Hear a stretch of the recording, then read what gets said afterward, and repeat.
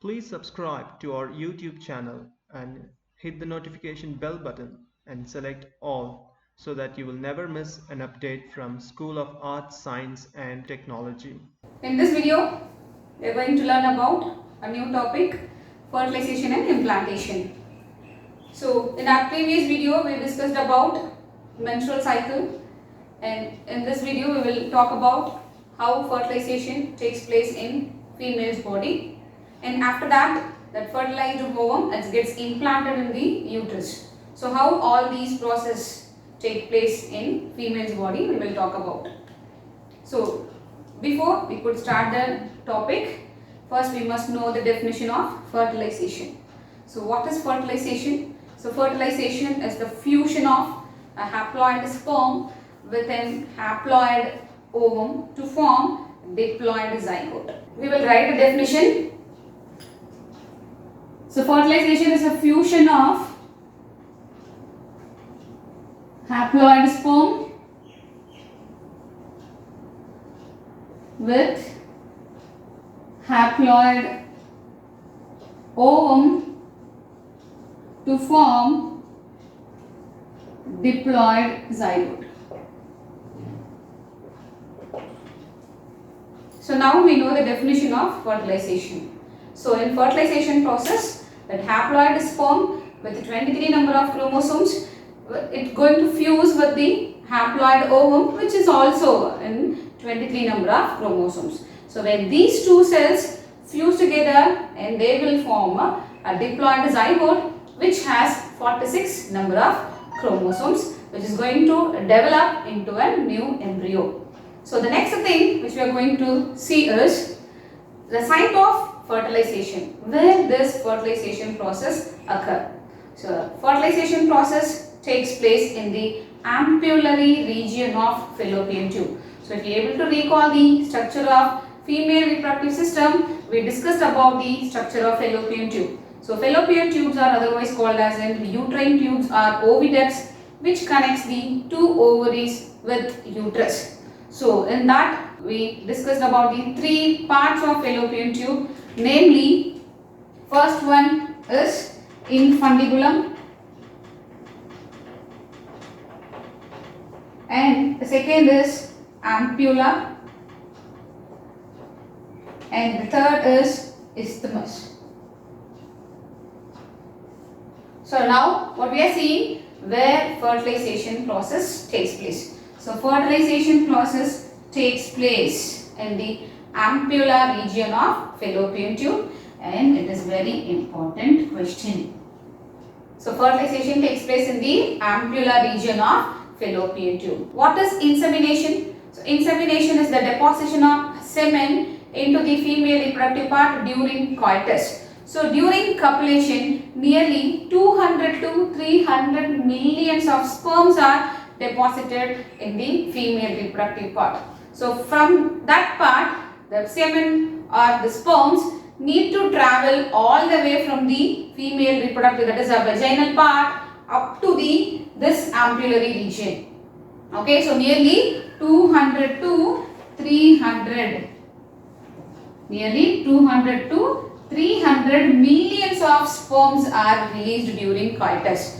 So now the sperms are very active and they have to fertilize the ovum in the ampullary region. The one thing we have to remember and one thing we have to know always is fertilization occur only if the haploid sperm and the haploid ovums are released simultaneously to the site of fertilization. So which is the site of fertilization? The site of fertilization is the ampulla region. So hence the sperm and as well as the ovum has to release simultaneously to this place, only then the fertilization will take place, otherwise it will not take place. The next thing which we are going to see is about capacitation.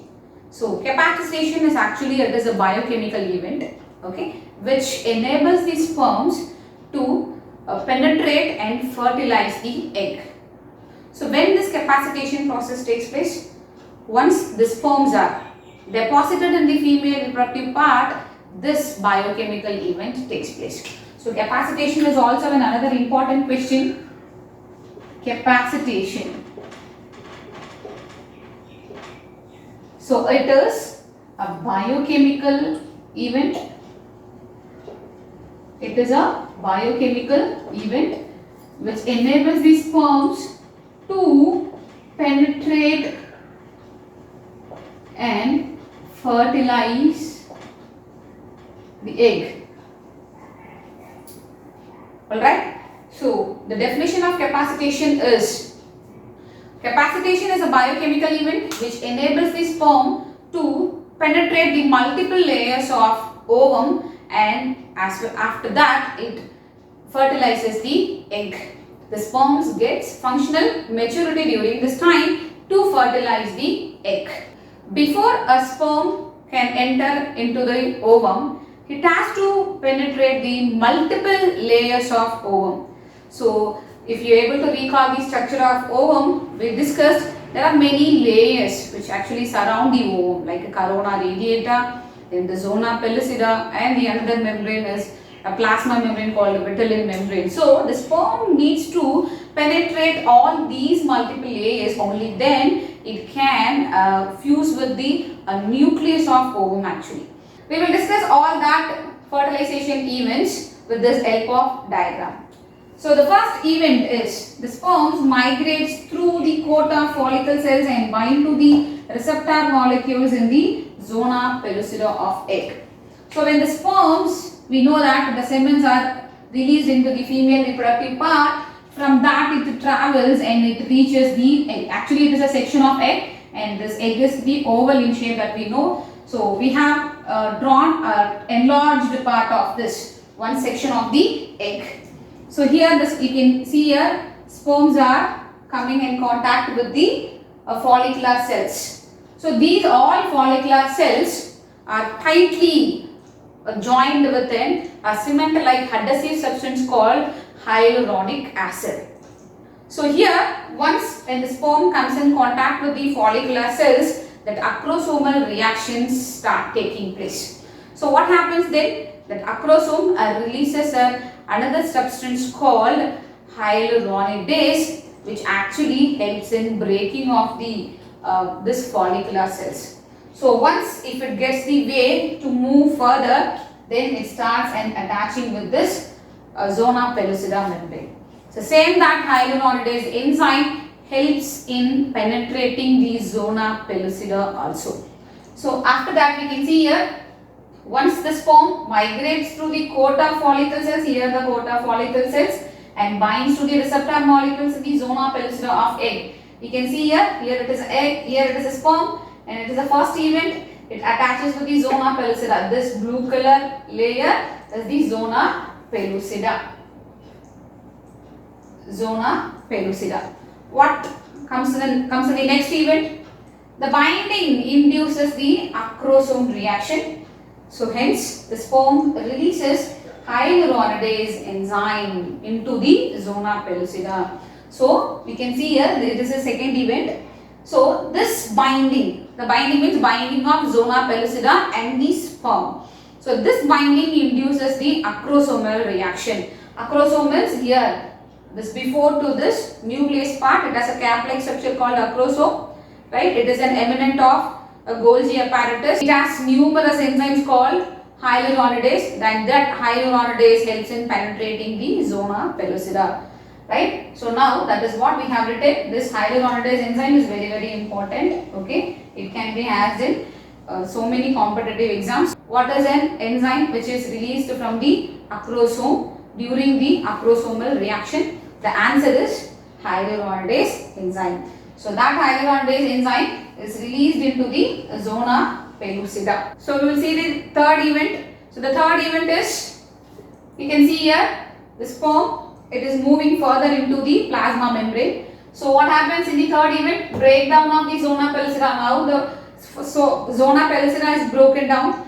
Then with the help of enzymes called hyaluronidase, and it allows the sperms to reach plasma membrane. So now the sperm, this red color layer is the plasma membrane. So now the sperm is reaching to the plasma membrane. So plasma membrane is the first layer of egg.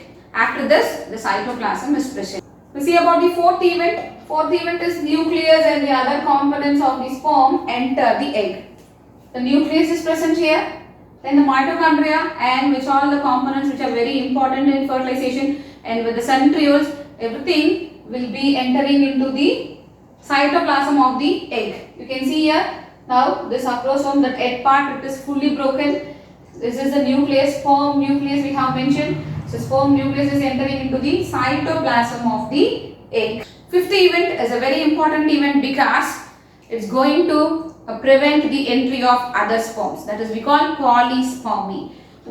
If one sperm start coming into the cytoplasm, then the cortex region contains many granules called cortical granules, which is going to form a new membrane called fertilization membrane, and that fertilization membrane is going to make a zona pellucida very thicker, so that it will not allow the other sperms to enter into the ovum, so that it prevents polyspermy. So we can see here cortical granules form fertilization membrane. You can see here, this is in the green color part, everything is the cortical granules only forms this. So that cortical granules form the fertilization membrane, and which prevents polyspermy. What is the meaning of polyspermy? Polyspermy is the entry of many sperms.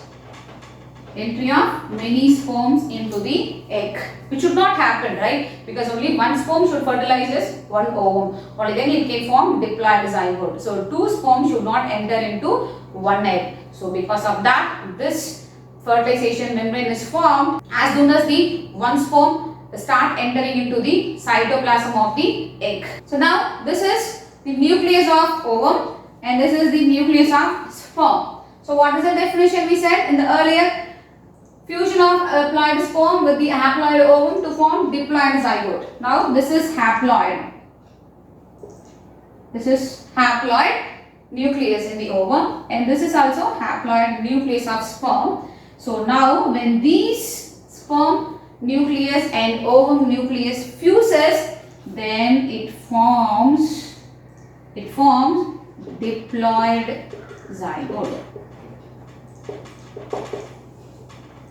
Right? Yes. So the next thing now what you are going to see is, once the ovulation process takes place, that released ovum will survive in the fallopian tube nearly for 12 to 24 hours, and it will wait for the sperm to come. If the sperm doesn't come, then it will start its journey and it will release in the form of bleeding that we discussed in the menstrual cycle. Then what about the sperm? So sperm can live in the female reproductive part nearly 5 to 6 days, right? So this is the lifespan of sperm in the female part, and the lifespan of ovum is 12 to 24 hours. Next, one more important point that we are going to discuss now is when meiosis II cell division takes place. Once the sperm touches this plasma membrane of ovum, it induces the meiosis II cell division. Before this, we know actually it is in secondary oocyte. When the sperm start entering into the multiple layers of ovum, when it comes and contact with the plasma membrane of the ovum, then this secondary oocyte undergoes meiosis II cell division and forms the second polar body and then another haploid cell called ovum. So that ovum is actually getting fused with this sperm's nucleus. So that nucleus, sperm's nucleus and this ovum's nucleus is fused to form a diploid zygote. So this is how fertilization takes place. Next, what we are going to see is implantation.